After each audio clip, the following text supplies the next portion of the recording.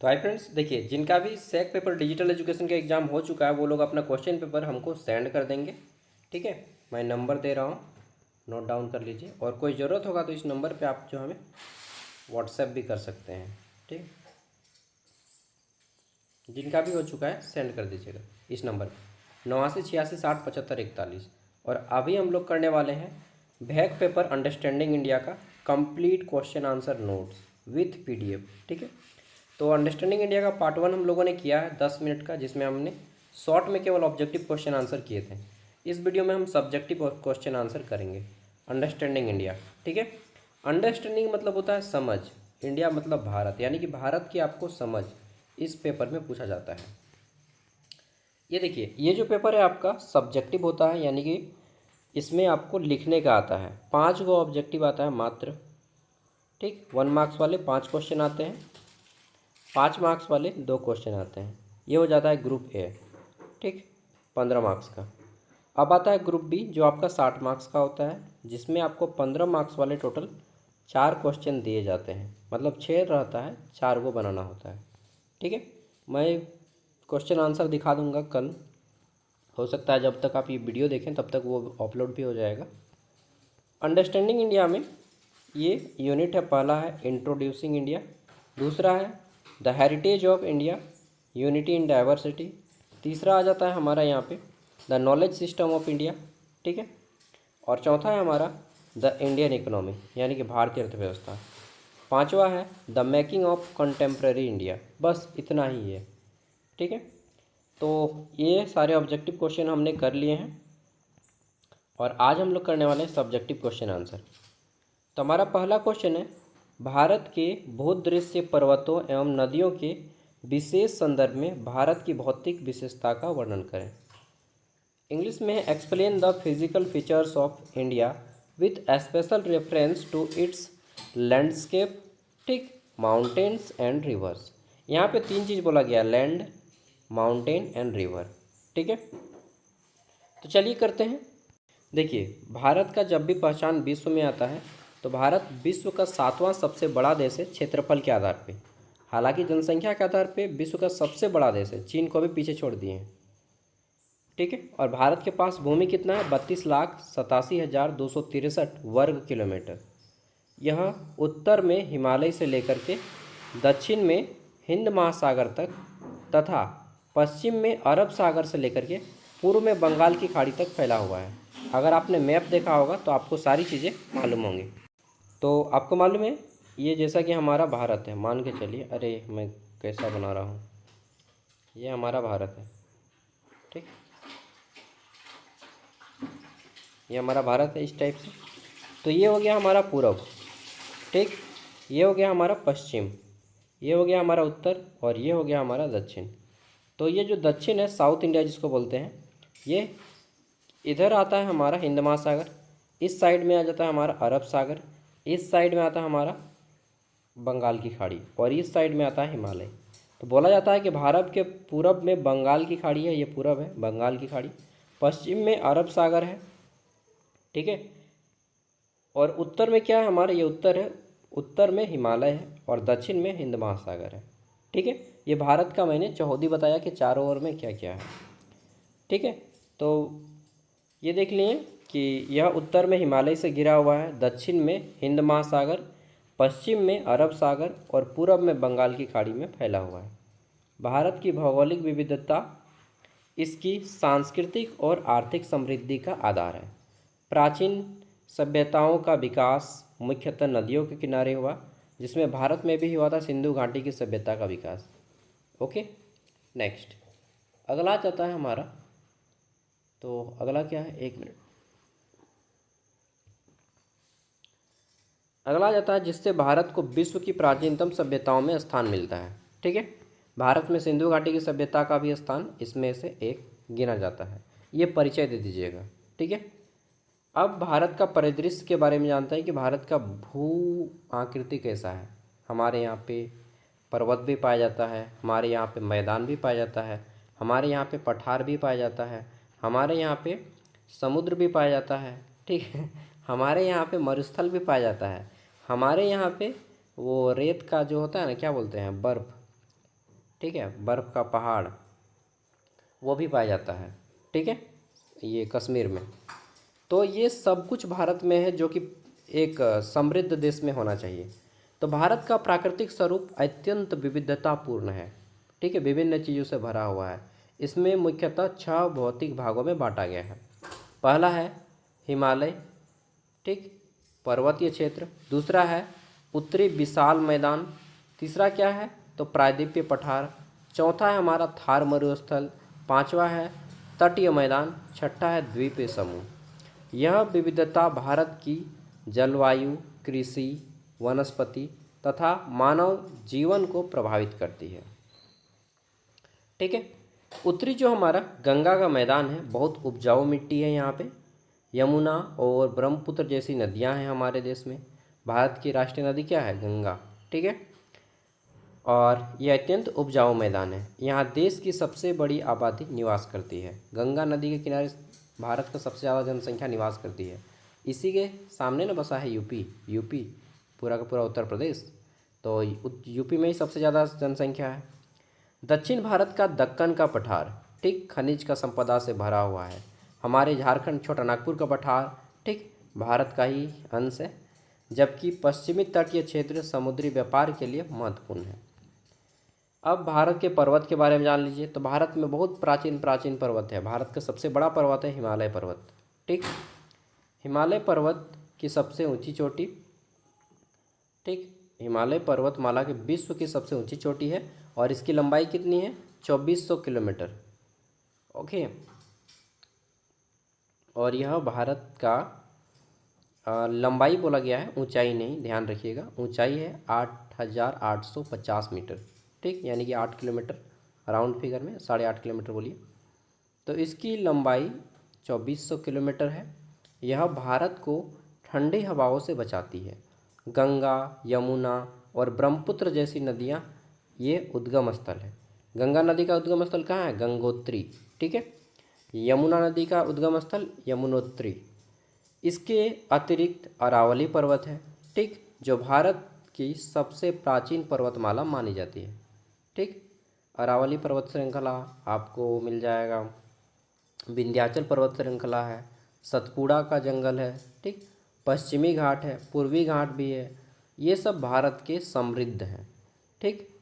पश्चिमी घाट को यूनेस्को विश्व धरोहर स्थल, यूनेस्को वर्ल्ड हेरिटेज साइट का दर्जा भी प्राप्त है, ओके।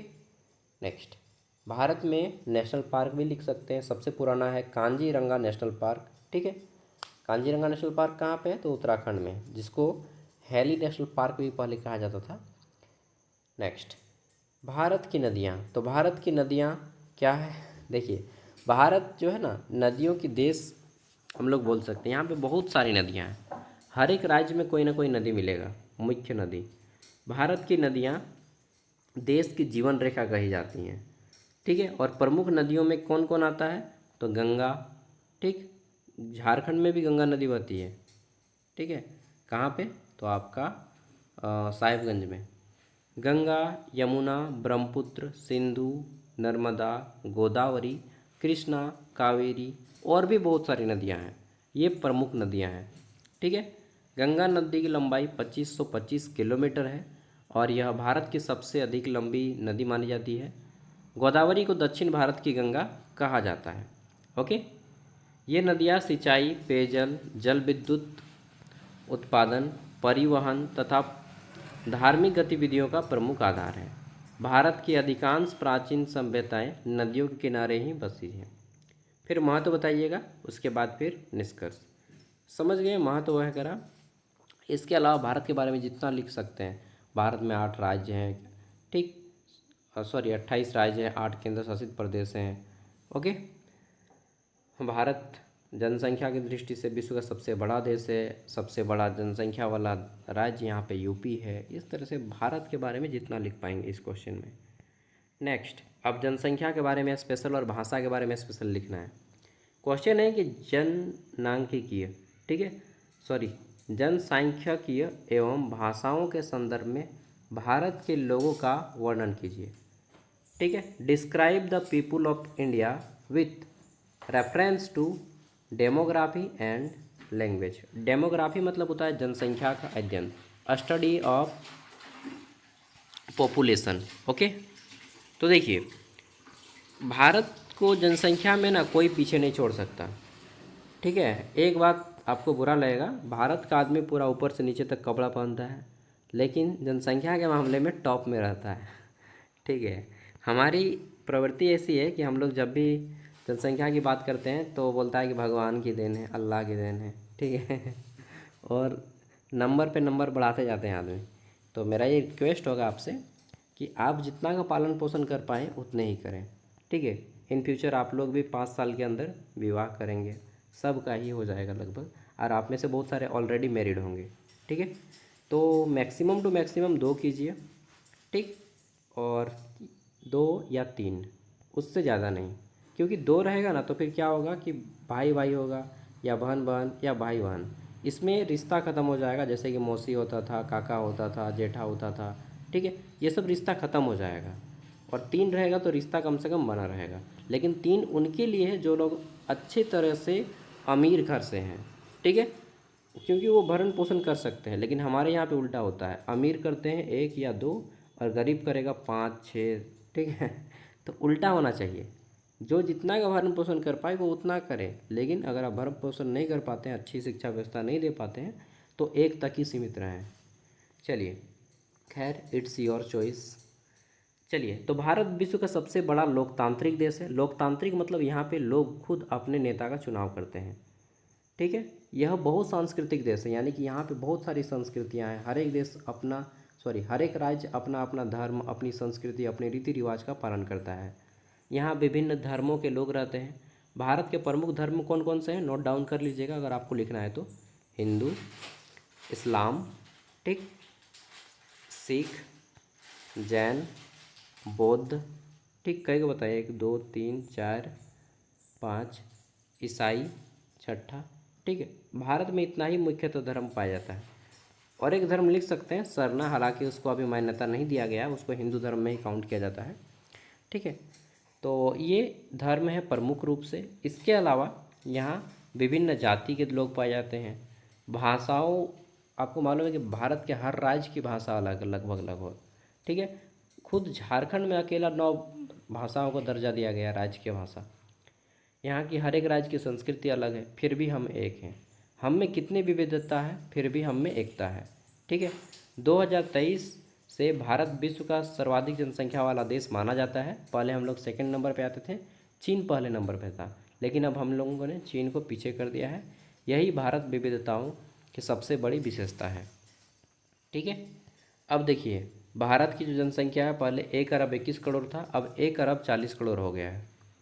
यहाँ ग्रामीण और शहरी दोनों प्रकार के लोग निवास करते हैं। ठीक है, भारत, महात्मा गांधी कहते थे कि भारत की आत्मा गाँव में निवास करती है। देश में अनेक धर्म के लोग रहते हैं, जिसमें हिंदू, मुस्लिम, सिख, ईसाई, जैन, बौद्ध। ठीक है, हमने बताया ये सबको। भारत की सामाजिक विविधता उसकी सांस्कृतिक समृद्धि को दर्शाती है। ठीक है, भारत में अलग अलग प्रकार के, अलग अलग रंग के लोग मिल जाएंगे आपको। नॉर्थ ईस्ट में अलग लोग के हैं, साउथ में थोड़ा अलग मिलेंगे। ठीक है, मध्य भारत में थोड़ा अलग मिलेंगे। तो लगभग लगभग हर जगह पे अलग अलग हाइट के, अलग अलग रंग के, अलग अलग शारीरिक बनावट के लोग मिलेंगे। भारत की भाषाई दृष्टि भी बहुत समृद्ध है। भारतीय संविधान की 8वीं अनुसूची में 22 भाषाओं को मान्यता दिया गया है। ठीक, हिंदी संघ की राजभाषा है तथा अंग्रेजी सहायक आधिकारिक भाषा के रूप में प्रयोग की जाती है। इसके अतिरिक्त बंगाली, तमिल, तेलुगु, मराठी, उड़िया, ये सब भी हमारी भाषाएं हैं। तो यहाँ पे भाषाओं के नाम आप लिख सकते हैं, अलग अलग राज्यों की अलग अलग भाषाएं। भारत में विभिन्न भाषाई वेशभूषा। ठीक है, कहीं पे देखिएगा कि राजस्थान की वेशभूषा अलग होती है। उन लोग राजस्थान में क्या बोलते हैं उसको, अलग प्रकार का पहनावा पहनते हैं, पगड़ी लेते हैं। ठीक है, राजस्थानी कपड़ा रहता है।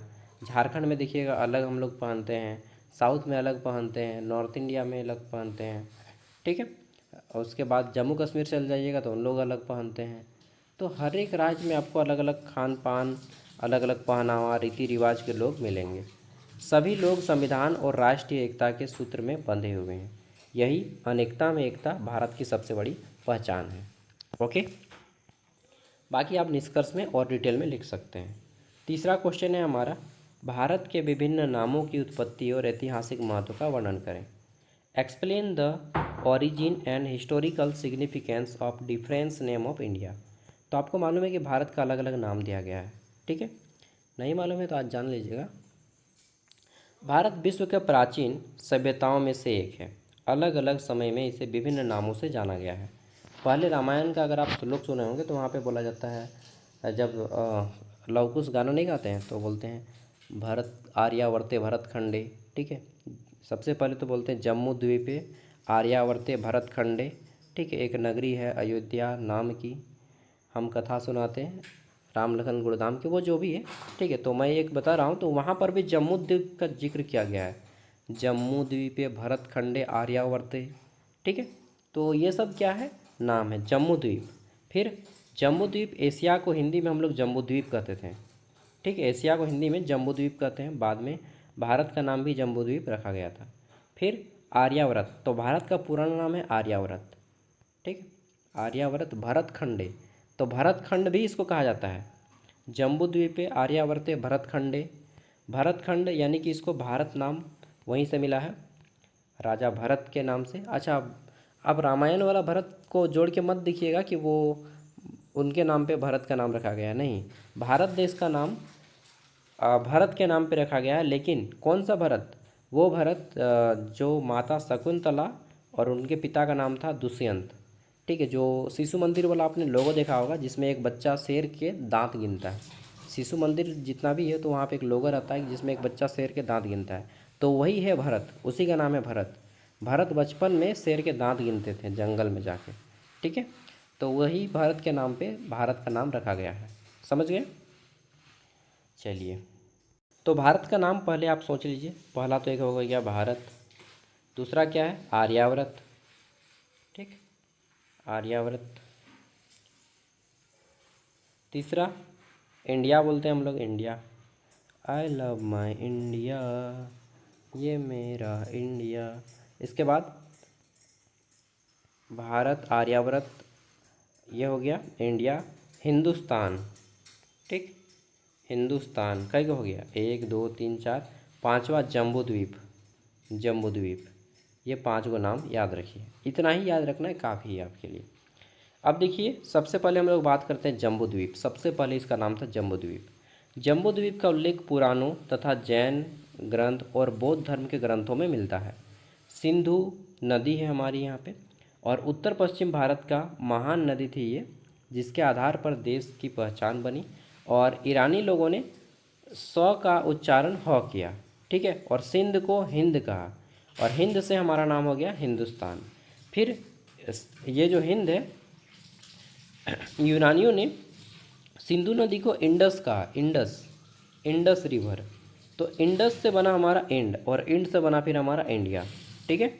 और ये एक चीज़ ध्यान रखिएगा, हिंदू किसी धर्म का नाम नहीं है, हिंदू किसी धर्म का नाम नहीं है, बल्कि हिंदू क्या है, तो देखिए हिंदू किसी धर्म का नाम नहीं है।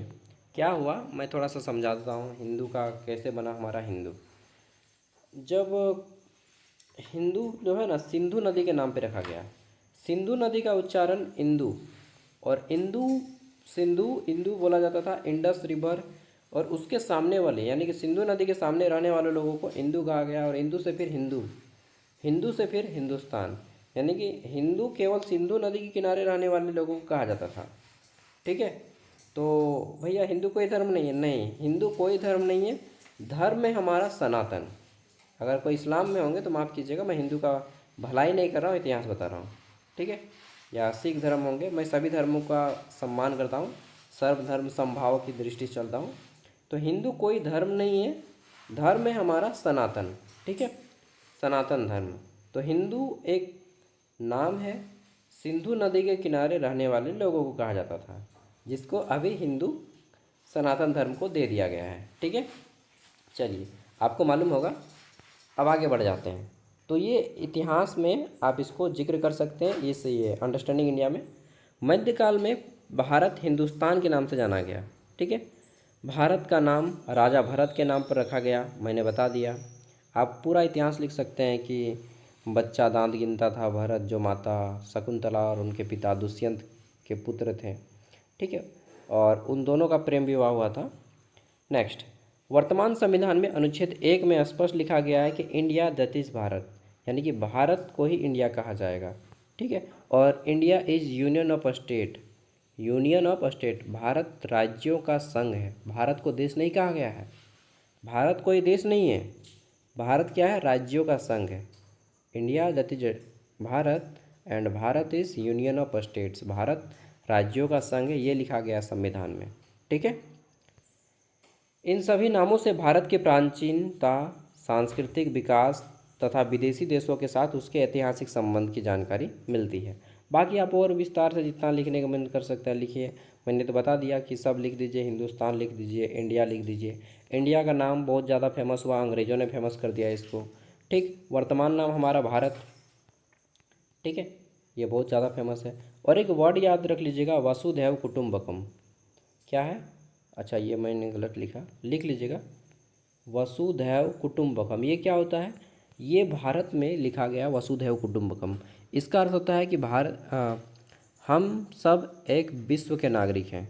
ठीक है, या हम सब एक विश्व में एक वैश्विक परिवार के सदस्य हैं। भारत ये मानता है कि भारत जो है संपूर्ण विश्व का एक परिवार है। ठीक है, हम सब एक परिवार हैं, संपूर्ण विश्व एक परिवार है, ये हम लोग मान के चलते हैं।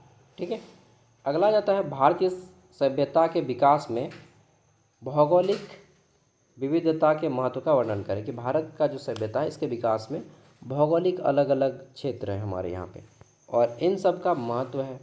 ठीक, अभी मैंने जो बताया ना कि पर्वत, पठार, मैदान, कहीं पे रेगिस्तान तो कहीं पे समुद्र है, इन सब के बारे में बताना है, वही क्वेश्चन है। ओके, अंतिम क्वेश्चन है भारत की भूमि, ठीक, जन समुदाय, सांस्कृतिक पहचान के संदर्भ में अनेकता में एकता है, ये बताइए। तो सबसे पहले भारत को अनेकता में एकता का जिक्र किया पंडित जवाहरलाल नेहरू ने। अब यूनिट 1 के सारे क्वेश्चन आप कर लीजिएगा। अब आता है यूनिट 2। ठीक है, the heritage of India, unity in diversity. ठीक, चलिए, मेरा एक सिद्धांत है, अगर आपने मेरा वीडियो देखा होगा तो मैंने बहुत बार बताया है कि मैं जब भी क्लास कराऊंगा 20 से 25 मिनट में एक ब्रेक लूँगा 5 मिनट का, जिसमें आप लोग क्या कीजिएगा, आप लोग भी ब्रेक लीजिएगा, वीडियो को रोक दीजिएगा, पॉज कीजिएगा, उसमें आप टॉयलेट कीजिए या पानी पी के आइए, ठीक है, या फिर खाना खा के आइए, जो भी करना है, या फिर घूम के आइए। 5 मिनट का आपको ब्रेक लेना है। क्यों? क्योंकि 5 मिनट का ब्रेक में हमारी आंखों को रिलैक्स मिलता है, हमारे माइंड को रिलैक्स मिलता है, हम लोग रिफ्रेश होकर फिर से आते हैं, रिचार्ज। ठीक है, क्योंकि स्क्रीन देख देख के हमारी आंखें थक जाती हैं, इसलिए आपको 5 मिनट का ब्रेक लेना है। तो वीडियो को रोकिए और जाइए घूम घाम के आइए। तो चलिए, 5 मिनट का मैं भी ब्रेक लिया था। अब आ जाते हैं, पहला क्वेश्चन है, भारतीय वास्तुकला एवं मूर्तिकला की प्रमुख विशेषताओं का वर्णन करें। ठीक है, explain the main features of Indian architecture and क्या है, तो कल्चर। अच्छा, आपने बहुत बार वास्तुकला सुना होगा, ये वास्तुकला होता क्या है, सुना है ना? वास्तुकला का अर्थ होता है कि घर कैसे बनाएंगे, ठीक, किस डिजाइन से बनाएंगे। ओके, तो ये सब इस पे डिपेंड करता है। वास्तुकला, मूर्तिकला, अलग अलग मूर्ति की डिजाइन होती हैं, ठीक। तो वास्तुकला मतलब घर बनाना, मूर्तिकला मतलब मूर्ति बनाना, ठीक है। तो चलिए जानते हैं भारत की वास्तुकला यानी कि आर्किटेक्चर और मूर्तिकला, ठीक है, विश्व के सबसे पुरानी एवं समृद्ध कलाओं में गिनी जाती है। भारतीय वास्तुकला में धार्मिक, सांस्कृतिक तथा सामाजिक जीवन की झलक मिलती है। सिंधु घाटी सभ्यता से लेकर आधुनिक भारत तक वास्तुकला का निरंतर विकास हुआ है। ओके, इसमें मुख्य विवरण देखिए। तो भारतीय वास्तुकला की शुरुआत सिंधु घाटी की सभ्यता, ठीक है, जो लगभग 2500 ईस्वी पूर्व से शुरू हुई। हड़प्पा और मोहनजोदाड़ो के नगर सुव्यवस्थित सड़क थे, ठीक है। वास्तुकला का ही उदाहरण है कि सिंधु घाटी सभ्यता के में जो घर बने थे, ठीक है, सड़कें बनी थीं, ये सब बहुत सुसज्जित थे। आज का जो शहर है उस तरह का ये डिजाइन किया गया था, ठीक है। तो हड़प्पा में मोहनजोदड़ो नगर सुव्यवस्थित सड़कें, जल निकासी की व्यवस्था तथा पक्की ईंटों से मकानों के लिए ये प्रसिद्ध सभ्यता था। ठीक है, इसको शहरी सभ्यता कहा जाता है। इसके बाद शैलकृति यानी कि रॉक कट वास्तुकला का विकास हुआ, जिसका उत्कृष्ट उदाहरण अजंता, एलोरा और एलिफेंटा की गुफाएं हैं। इन गुफाओं में धार्मिक चित्र, मूर्तियाँ भारतीय कला की उत्कृष्टता को दर्शाती हैं। देखिए, अब भारत में जो मंदिर बनाए जाते हैं वो 3 टाइप से बनाए जाते हैं: नागर शैली, द्रविड़ शैली और बेसर शैली। नागर शैली जो होता है ये उत्तर भारत में बनाया जाता है। उत्तर भारत के जितने भी मंदिर हैं नॉर्थ इंडिया के, वो नागर शैली में बनाया जाता है।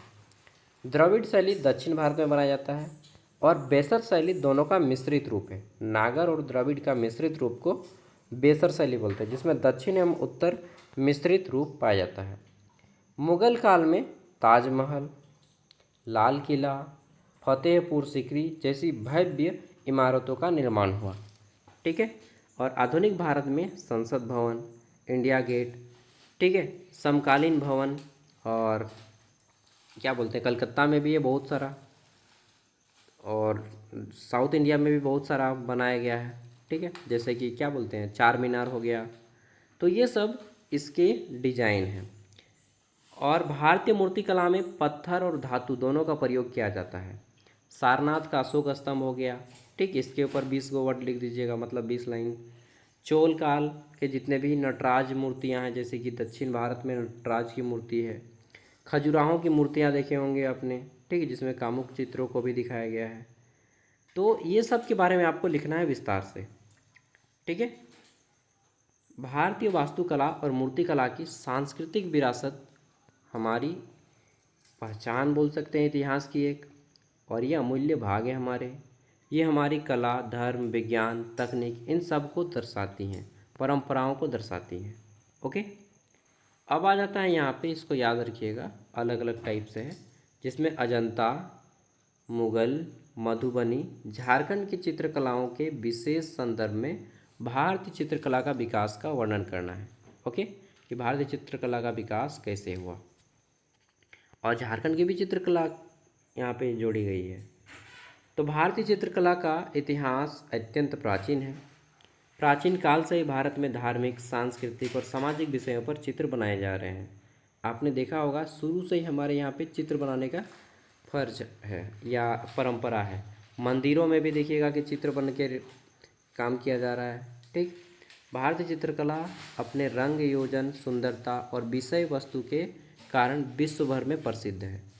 ठीक है, अजंता की जो गुफाएं, वहाँ पे चित्र बनाए गए हैं 3 धर्म के, हिंदू, बौद्ध और जैन। अजंता की भित्ति चित्र महाराष्ट्र के अजंता गुफाओं में स्थित है। इनका निर्माण लगभग 2री शताब्दी ईसा पूर्व से 6ठी शताब्दी के बीच में हुआ। इनमें भगवान बुद्ध के जीवन का, जातक कथाओं का चित्रण है। मुगल काल में अकबर, जहांगीर, शाहजहां के शासनकाल में हुआ। ठीक है, बहुत सारे चित्रकलाएँ, इनमें दरबारी जीवन, युद्ध, प्रकृति, शिकार, इन सब के दृश्य को दीवारों में, ठीक है, और बहुत सारे क्या बोलते हैं उसको, मकबरों में दर्शाया गया है। मधुबनी बिहार चित्रकला भी बहुत फेमस है। मिथिला, ठीक है, जो माता सीता का घर था मिथिला। ठीक है, तो मिथिला क्षेत्र की प्रसिद्ध लोक कला है। इसमें प्राकृतिक रंगों का प्रयोग किया जाता है तथा देवी देवताओं, विवाह और प्रकृति के चित्र बनाए जाते हैं। झारखंड की प्रमुख चित्रकला है कोहबर। कोह मतलब होता है गुफा, वर मतलब होता है दूल्हा, यानी कि गुफा में दूल्हे का चित्र होता है। सोहराज पेंटिंग होता है, जिसमें हम लोग गाय, बैल, ठीक है, हाथी, घोड़ा, इस सब का चित्र बनाते हैं। जादू पटिया पेंटिंग, ये सब झारखंड की पेंटिंग है। सोहराज चित्रकला पशुओं और प्रकृति पर आधारित है, जबकि कोहबर विवाह चित्रकला है। ठीक है, और ये विवाह के अवसर पर बनाई जाती है। इतना लिख लीजिएगा, और भी विस्तार से आपको लिखना है। यहाँ पे जितना मैंने बताया इसके अलावा और विस्तार से आपको लिखना है। ओके, खुद से जोड़ जोड़ के लिखना है। मैं यहाँ पे टू द पॉइंट लिखा हूँ। नेक्स्ट है हमारा छऊ नृत्य के विशेष संदर्भ में भारतीय संगीत और नृत्य की विविधताओं के बारे में बताना है। तो अगर आप झारखंड के होंगे तो पक्का छऊ नृत्य देखे होंगे। अगर छऊ नृत्य नहीं देखें तो मैं बताऊँ कि आपने झारखंड की संस्कृति को नहीं देखा है। और आप लोग तो खास तौर पे यार फेमस हैं उधर, सरायकेला छाव बहुत फेमस है, पूरे झारखंड में सरायकेला छाव प्रसिद्ध है। ठीक है, तो सरायकेला खरसावां के जितने भी स्टूडेंट हैं, हो सकता है आप में से बहुत सारे छाव नृत्य डांस करने भी सकते होंगे ना। जिनको जिनको आता है छाव नृत्य डांस करने, कमेंट में बताइएगा। देखते हैं आप लोग में से कितने ऐसे स्टूडेंट हैं जो छाव नृत्य का डांस करने जानते हैं। और शुभेंदु नारायण सिंह को छाव नृत्य का जनक कहा जाता है भारत में, सॉरी झारखंड में। ठीक है, और इनको जो है क्या बोलते हैं, वो पुरस्कार भी मिला है छाव नृत्य में, याद नहीं आ रहा कौन सा पुरस्कार मिला है, इनको मिला है। और छाव नृत्य को यूनेस्को ने 2010 में, सॉरी यूनेस्को ने तो बनाया ही है, हेरिटेज घोषित किया है, साथ में झारखंड में भी इसको शास्त्रीय नृत्य का दर्जा दिया गया है। ठीक है, तो यहाँ पे देख लेते हैं मुख्य विवरण। भारतीय संगीत की मुख्य तो क्या क्या इसमें आता है, हिंदुस्तानी संगीत आता है, हिंदुस्तानी शास्त्रीय संगीत तथा कर्नाटक शास्त्रीय संगीत में बांटा गया है, दो भागों में बांटा गया है।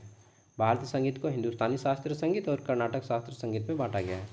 इसके अतिरिक्त प्रत्येक राज्य की अपनी लोक संगीत या परंपरा है, जैसे कि हम लोग यहाँ पे सोहराई करते हैं, करम, टूसू, ठीक है, ये सब आप दे सकते हैं, जितिया। भारतीय नृत्य में भरतनाट्यम, ठीक, भरतनाट्यम कहाँ का है, तमिलनाडु का शास्त्रीय नृत्य है। कथक केरल का है। कथकली, अच्छा कथक उत्तर प्रदेश का है, सॉरी, और कथकली केरल का है। ओडिसी उड़ीसा का है। कुचिपुड़ी आंध्र प्रदेश का है। मणिपुरी मणिपुर का है। मोहिनी अट्टम कहाँ का है, केरल का है। सत्रिया असम का है। ये सब शास्त्र नृत्य हैं। ठीक है, जो शास्त्र नृत्य जो है शास्त्रों के आधार पर किया जाता है। लोक नृत्य में बिहू, गरबा, घूमर, भांगड़ा, ये सब फेमस है। ठीक है, बिहू असम में होता है, गरबा गुजरात में होता है, घूमर राजस्थान में होता है। ठीक है, भांगड़ा कहाँ पे होता है, तो पंजाब और हरियाणा में होता है, गिद्धा भी होता है वहाँ पे। ठीक है, छऊ नृत्य झारखंड, उड़ीसा और पश्चिम बंगाल में फेमस है। झारखंड में सरायकेला छऊ, उड़ीसा का मयूरभंज छऊ और पश्चिम बंगाल का पुरुलिया छऊ बहुत फेमस है। ठीक है, और मैंने भी बहुत सारा छऊ नृत्य, जब मेला लगता था तो भोरे उठ के देखने जाता था 2 बजे। ठीक है, 3 बजे मेला लगता था ना, तो हम लोग के यहाँ पे छऊ नृत्य होता है, अभी भी होता है।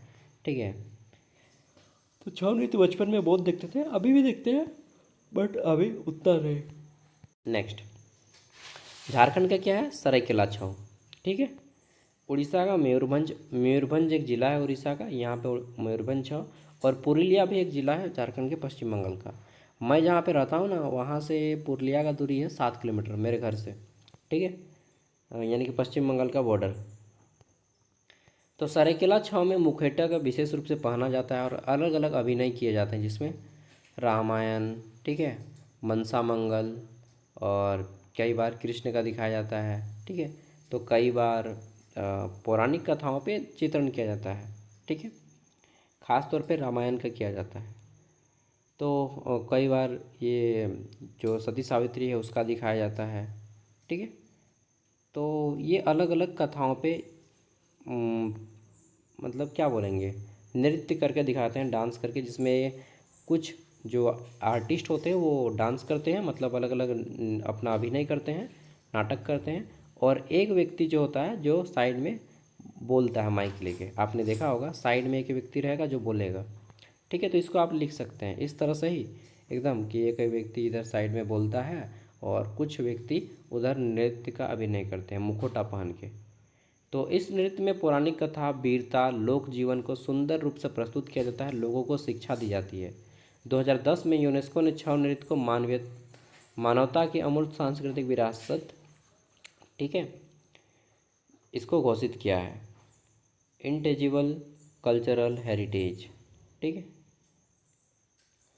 चलिए ये हो गया। नेक्स्ट, प्राचीन भारत में विज्ञान, प्रौद्योगिकी, चिकित्सा के विकास का वर्णन करें। तो आपको मालूम है हमारे प्राचीन भारत में जीरो का खोज हुआ। ठीक है, ग्रहों को इन्होंने ही बताया था कि सूर्य जो है एक जगह पे स्थिर है और पृथ्वी उसके चारों ओर घूमती है। ठीक है, तो आर्यभट्ट का नाम सुने होंगे, बराहमिहिर का नाम सुने होंगे। चिकित्सा के क्षेत्र में आपने महर्षि चरक का नाम सुना होगा, महर्षि सुश्रुत का नाम सुना होगा, बहुत फेमस। सुसैन वैद्य, वो तो रामायण में थे, खैर। ठीक है, प्रौद्योगिकी में हमारे यहाँ पे लोहा बहुत पुराने समय से बन रहा है, तांबा बहुत पुराने समय से बन रहा है। सिंधु घाटी की सभ्यता को कांस्य युग की सभ्यता कही जाती है, यानी कि कांसा तब से बन रहा है। ठीक है, तो ये सब अभी हम लोग पढ़ने वाले हैं। तो भारत, प्राचीन भारत विज्ञान, प्रौद्योगिकी और चिकित्सा के क्षेत्र में विश्व के अग्रणी देशों में से एक था। भारतीय विद्वान ने गणित, खगोल विज्ञान, ठीक है, धातु कर्म विज्ञान, चिकित्सा, इन सब और शल्य चिकित्सा के क्षेत्र में महत्वपूर्ण योगदान दिया है। इन उपलब्धियों का प्रभाव है कि आज भी आधुनिक विज्ञान से देखा जा सकता है। तो जीरो की खोज किसने की?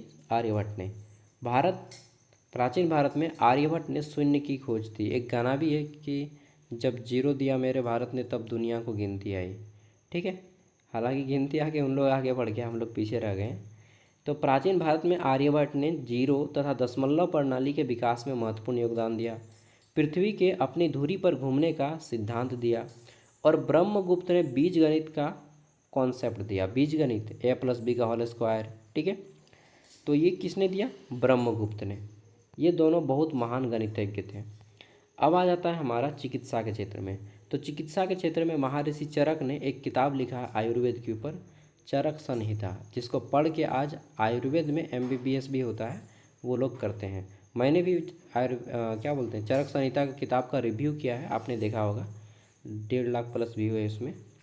तो आयुर्वेद का एक बहुत फेमस किताब है। उसी तरह से एक महर्षि सुश्रुत थे, सुश्रुत संहिता इन्होंने लिखा है।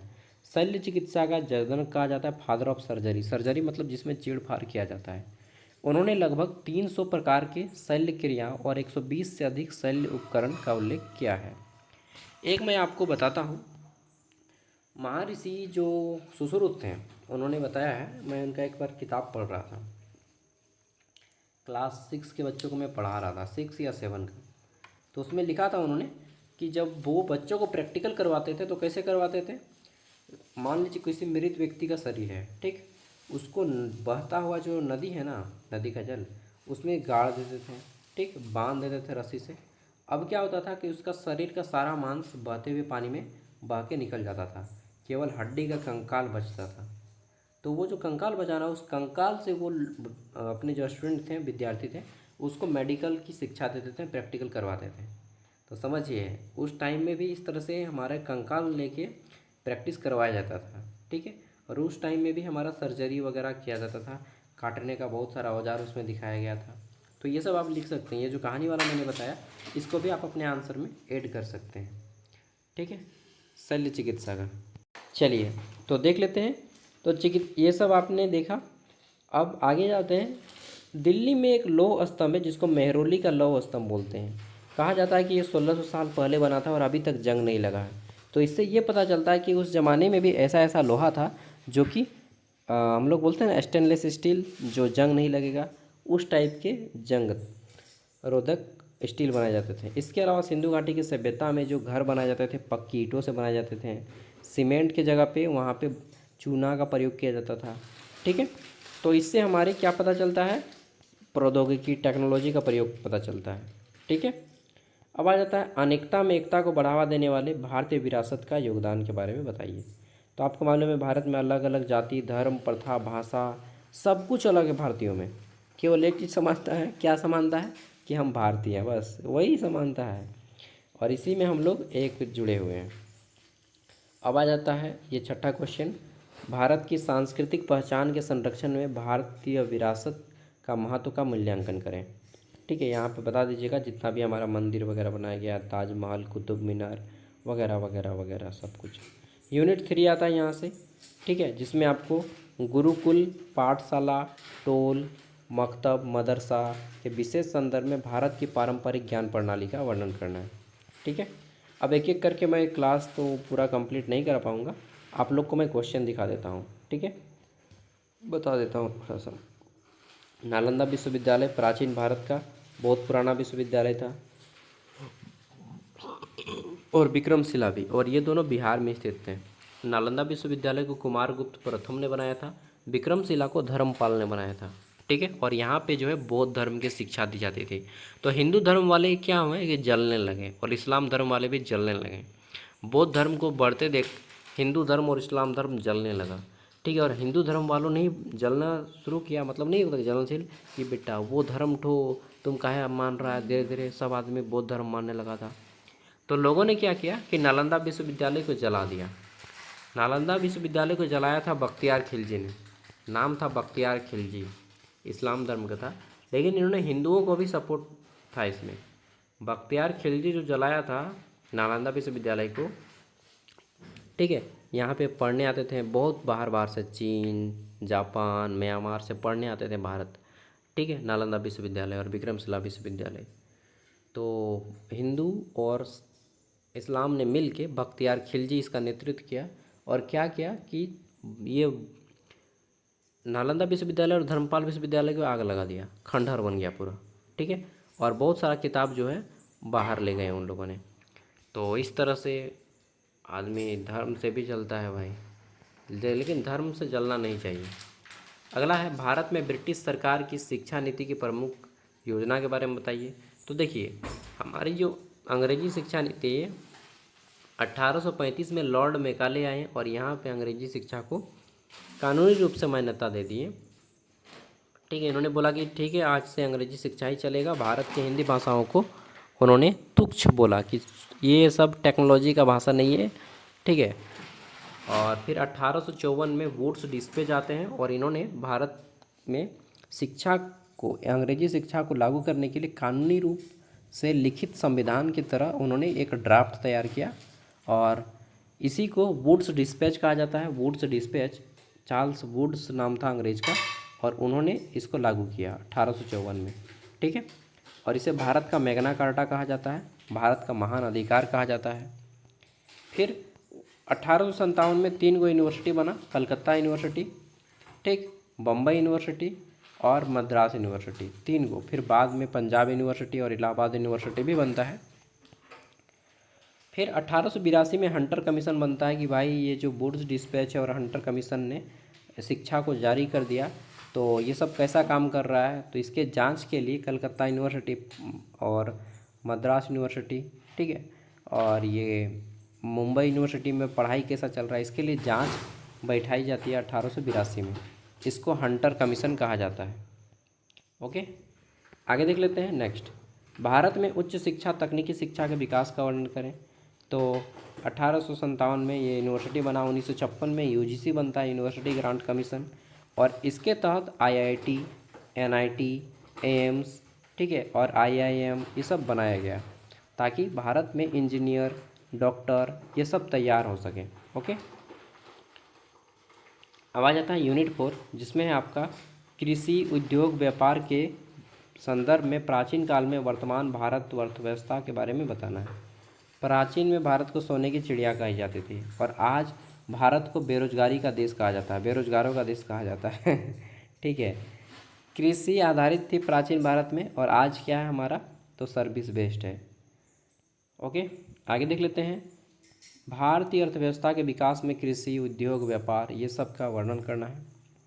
नेक्स्ट, यहाँ पे यूनिट 5 आता है, भारतीय स्वतंत्रता संग्राम के बारे में बताना है, 1885 से 1947 के बारे में। तो स्वतंत्रता के बारे में सबको मालूम है, 1885 में कांग्रेस की स्थापना होती है। ठीक है, इसके अध्यक्ष डॉक्टर व्योमेश चंद्र बनर्जी और प्रथम अध्यक्ष डॉक्टर व्योमेश चंद्र बनर्जी थे और इसकी स्थापना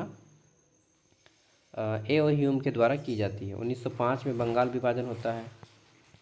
ओके, नेक्स्ट पढ़ लीजिएगा सब, मैं यहाँ पे दे दे रहा हूँ।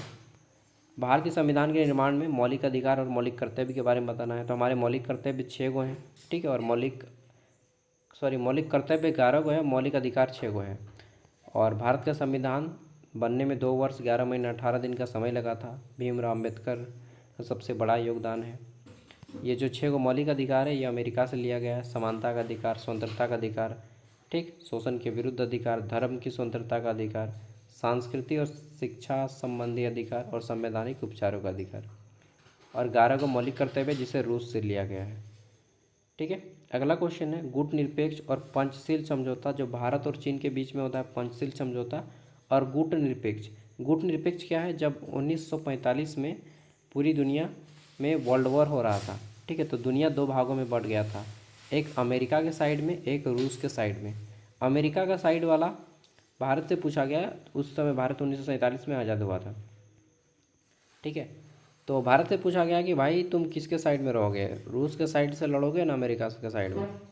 भारत ने बोला कि हम ना रूस के साइड से लड़ेंगे ना हम अमेरिका के साइड से लड़ेंगे, हम जो है गुटनिरपेक्ष है, हम किसी के साइड से नहीं लड़ेंगे। ठीक है, तो पंडित जवाहरलाल नेहरू ने गुटनिरपेक्षता को अपनाया और सही भी चीज़ है कि हम लड़ाई झगड़ा क्यों करें यार।